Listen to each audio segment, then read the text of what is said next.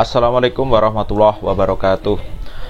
Teman-teman semua, pada video kali ini kita masuk pada tema kompetensi dai. Ya, jadi seperti halnya profesi lainnya, misalkan guru, pegawai, dosen, atau apalah ya, seluruh profesi itu pasti dituntut untuk memiliki kompetensi. Ya, seperti halnya kegiatan dakwah, ya. Kegiatan dakwah itu supaya lebih efektif itu pasti yang namanya seorang dai harus memiliki kompetensi tertentu. Ya. Namun sebelumnya mungkin ada pertanyaan, mengapa seorang dai harus punya kompetensi? Ya, tentu saja jawabannya adalah karena kompetensi dapat membuat aktivitas dakwah lebih efektif dan cukup menentukan keberhasilan dakwah itu sendiri, ya. Jadi kegiatan dakwah itu harus dilakukan secara profesional. Kalau dilakukan secara profesional, otomatis dai, ya, para ustadz, kiai, ulama dan sebagainya itu harus memiliki kompetensi. Apa yang dimaksud dengan kompetensi dai?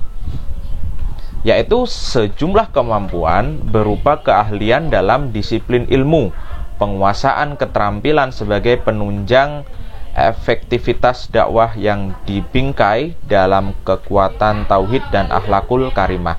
Ya, jadi sebagaimana definisi kompetensi secara umum, ya. Jadi kompetensi itu makna dasarnya adalah kemampuan. Jadi seorang dai harus punya kemampuan berupa keahlian dalam disiplin ilmu. Ya, maksudnya adalah disiplin ilmu agama, disiplin dalam ilmu dakwah, kemudian penguasaan keterampilan, ya, keterampilan berdakwah, metodenya, penggunaan medianya gitu ya, sebagai penunjang efektivitas dakwah supaya dakwah itu lebih efektif.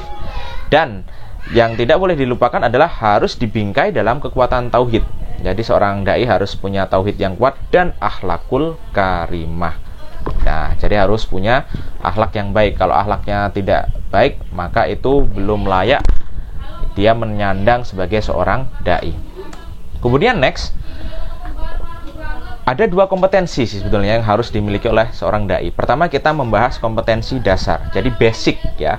Basic yang harus dimiliki oleh seorang dai adalah pertama, jelas bisa membaca Al-Quran dengan fasih. Ya, seorang dai masa nggak bisa baca Quran, ini kan cukup miris, atau bacaan Qurannya masih salah-salah. Ini juga cukup memprihatinkan, ya. Kemudian kedua, memahami Al-Quran dan Sunnah, memahami pokok-pokok ajaran Islam, bertauhid dengan kuat, istiqomah, ya, konsisten, berakhlakul karimah, sabar, tabah, dan tawakal. Ya, jadi kunci dakwah itu diantaranya adalah sabar. Kalau nggak sabar, ya sudah, dakwah itu pasti akan putus di tengah jalan dan otomatis tidak sukses, tidak sampai pada tujuan dakwah itu sendiri. Lalu jujur dan teguh pendirian. Seorang dai dituntut untuk jujur dan teguh pendirian seperti halnya Nabi Muhammad SAW, ya. Meskipun beliau dihujat pada awal-awal kenabian, dihujat, kemudian dihina, difitnah dan seterusnya, ajarannya ditolak, tapi tetap teguh, ya, teguh, kuat pendirian, nggak goyah, tetap fokus untuk mencapai tujuan dakwah. Lalu seorang dai punya kompetensi dasar, dia harus mencintai umat, ya, sayang pada orang yang didakwahi maksudnya. Lalu yang 10 ini yang tidak kalah penting adalah ikhlas, ya. Ikhlas itu kita mempersembahkan, menunjukkan seluruh amal kita, amal ibadah kita hanya kepada Allah. Jadi hati kita itu terikat pada Allah. Kita berdakwah ya udah niatnya lillahi ta'ala. Jadi ikhlas di sini jangan dimaknai sebagai sukarela, ya. Jadi seorang dai misalnya pulang berdakwah, dia kok ya dapat amplop, wah ini terus diterima, wah ini dai-nya nggak ikhlas. Bukan seperti itu. Itu bukan persoalan ikhlas atau tidak. Jadi ikhlas itu bukan sukarela, beda. Ikhlas itu adalah menyerahkan amal kita hanya pada Allah. Perkara nanti dapat imbalan, dapat honor atau tidak, itu urusan belakang. Kalau dapat ya itu rezeki, kalaupun itu tidak dapat, ya sudah, memang profesi dakwah itu seperti itu adanya. Berikutnya, kompetensi keahlian. Ini lebih spesifik. Kalau tadi basic, Ini yang lebih rinci. Pertama harus mengerti atau memahami ilmu dakwah, ya. Kemudian memahami tujuan dakwah, paham sirah nabawiyah, sejarah kenabian, paham fikih dan usul fikih, paham perbandingan mazhab, menguasai ilmu retorika. Jadi seorang dai itu ya ibarat seorang singa podium ya, dia harus pintar dalam retorika. Seperti halnya seorang mahasiswa misalnya ketika dia demonstrasi bisa berorasi dengan sangat cantik. Nah, seorang dai juga dituntut punya kemampuan retorika seperti itu ya, punya kemampuan panggung, punya kemampuan public speaking yang mumpuni. Kemudian yang ketujuh adalah kemampuan bahasa yang mumpuni.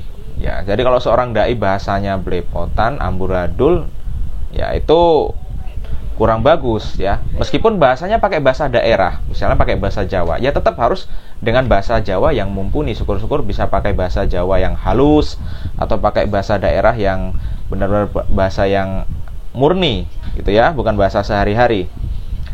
Kemudian paham ilmu logika atau ilmu mantik, karena begini, biasanya dalam dakwah itu para peserta atau audiens itu bertanya macam-macam, aneh-aneh pertanyaan mereka ya. Maka untuk bisa menjelaskan, untuk mencapai logika mereka, kita juga harus menguasai logika. Tidak mungkin kan kita menjelaskan secara normatif saja, tapi kita juga harus bisa membuat logika, pengibaratan. Misalnya ibarat begini loh Bu, ibarat begini Pak, misalnya begini, misalnya begitu.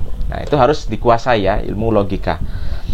Lalu yang ke-9, menguasai media informasi. Ya, di era disrupsi, era teknologi ini ya wajiblah seorang dai minimal mengerti dunia informatika yang berbasis online terutama.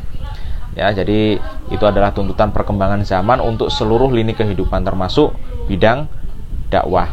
Kemudian yang ke-10, ini penunjang, seorang dai juga harus paham psikologi dakwah, bagaimana psikologi umat. Ya, jadi umat itu kapan kita harus tegas kepada mereka, kapan kita harus lunak, kapan kita harus melucu, itu kita harus memahami psikologi mereka. Kalau kita tidak paham psikologi, khawatirnya nanti materi yang kita sampaikan itu tidak tepat sasaran, justru bisa mengganggu psikologi mereka, menimbulkan amarah mereka, menimbulkan kontroversi, bahkan menimbulkan perpecahan di antara mereka. Itu yang harus dihindari. Maka untuk memenuhi itu semua, sekali lagi seorang dai diwajibkan memiliki kompetensi. Demikian video ini. Terima kasih. Wassalamualaikum warahmatullahi wabarakatuh.